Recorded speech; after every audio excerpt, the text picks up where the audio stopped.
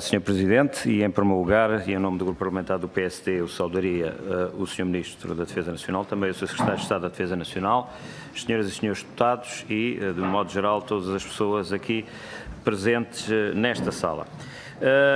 No final da ação legislativa anterior, por iniciativa do Partido Social Democrata, mas consensualizado por todos os grupos parlamentares aqui representados, e na sequência da Cimeira de Varsóvia da NATO, foi entendido que seria importante que o Sr. Ministro da Defesa viesse sobre este assunto, mas também sobre a estratégia da União Europeia relativamente à política de defesa europeia, enfim, que pudesse prestar alguns esclarecimentos. Infelizmente, e pelo facto de termos acontecido outro acontecimento funesto, um acidente relacionado com o avião CC-30 na base aérea do Montijo, tal não foi possível e, portanto, entendeu-se que esta seria a ocasião, uma vez que o Sr. Ministro viria aqui à Comissão de Defesa no início desta segunda sessão legislativa. É óbvio que existem acontecimentos de natureza imediata que, enfim, que de alguma maneira prejudicam o debate cabal deste tema. No entanto, e sobre esse assunto, enfim, eu gostaria de começar por dizer e pediria também a benevolência do Sr. Presidente da Comissão, no sentido que dividiria esta minha intervenção com o Sr. Deputado Carlos Costa Neves, que sobre esse assunto irá fazer uma intervenção e colocar questões ao Sr. Ministro.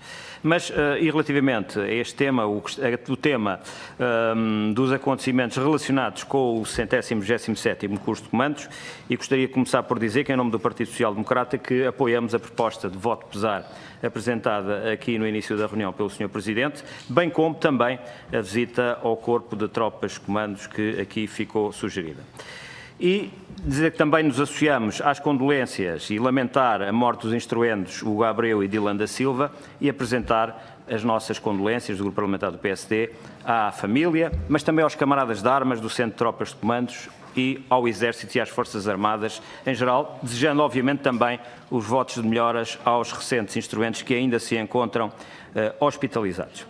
E relativamente, e aliás na sequência também daquilo que a Sr. Ministro aqui disse, e bem, a reação aos eventos por parte de quem competia reagir e, neste caso, muito bem, e ao contrário, aliás, daquele caso que aqui debatemos aqui há uns meses relativamente ao Colégio Militar, este assunto, de uma maneira geral, foi tratado de forma correta. Isto é, o Chefe de Estado-Maior do Exército suspende, manda abrir o inquérito e o Ministério da Defesa Nacional, mas também o Presidente da República, Comandante Supremo das Forças Armadas, digamos, dão a cobertura política necessária a isso e, portanto, esta é uma decisão correta e queremos saudar o Sr. Ministro por ela.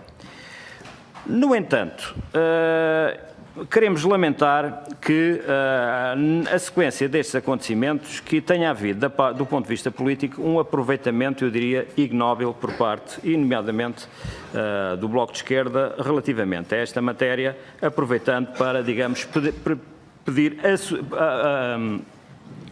pedir a extinção do batalhão de comandos, e na sequência, obviamente, de mortes e, portanto, parece-nos que é de mau tom e de mau gosto que isto assim tinha sido feito. Aliás, a reação do Sr. Presidente da República é, quanto a nós, a reação mais correta. Uma coisa são os acontecimentos devem ser devidamente averiguados, o inquérito tratará desse assunto para apurar responsabilidades e para corrigir aquilo que tenha que ser corrigido na instrução das tropas de comandos. E essa é uma questão. Outra questão são as instituições e as instituições têm que estar acima desta polémica. E, portanto, queremos repudiar, obviamente, esse tipo de intervenções. Até porque o Corpo de Tropas de Comandos tem uma tradição no Exército Português que de todos nos devemos orgulhar. Antes do 25 de Abril, ainda que numa guerra que podemos considerar injusta e anacrónica, mas era a guerra que Portugal travava nas ex-colónias e que pagaram um alto preço em termos de vidas, mas na defesa daquilo que era considerado então a pátria. Também após o 25 de Abril, em 2004, em Timor-Leste, mas também como o Corpo de Tropas que mais tempo teve no Afeganistão, onde houve, aliás, um morto em combate, que eu gostaria aqui de salientar, o Sargento-Comando Roma Pereira, que pagou com a sua vida, mas que de alguma maneira foi o contributo que Portugal deu para aquele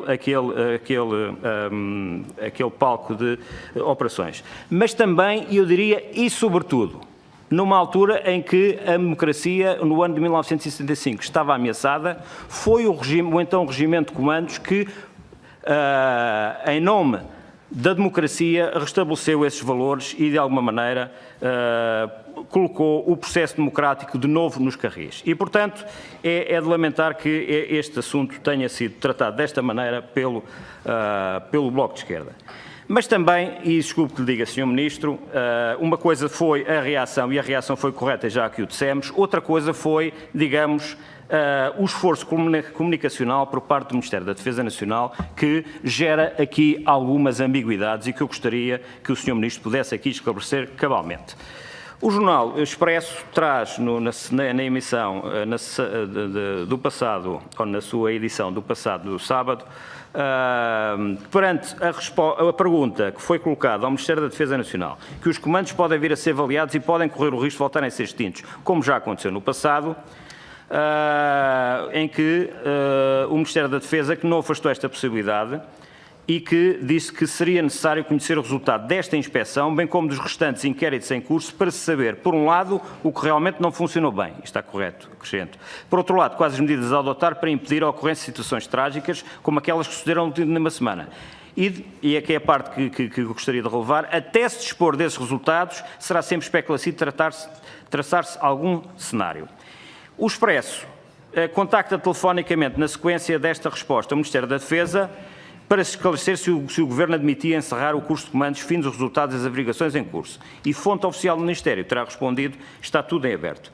Ora, Sr. Ministro, não acha que muito natural e legitimamente, quer o jornalista e, consequentemente, os leitores do Expresso e a opinião pública em geral, podem deduzir que o Governo põe a hipótese de poder encerrar o curso de comandos, privando as Forças Armadas de um corpo de tropas de elite altamente preparadas para as missões internacionais em que Portugal participa. E, de alguma maneira, e colocando aqui duas posições que eu diria que estão nos antípodas. Por um lado, a posição do Bloco de Esquerda, que eu aqui já referi. Por outro lado, aquela que foi a posição do Sr. Presidente da República, que aqui também já referi.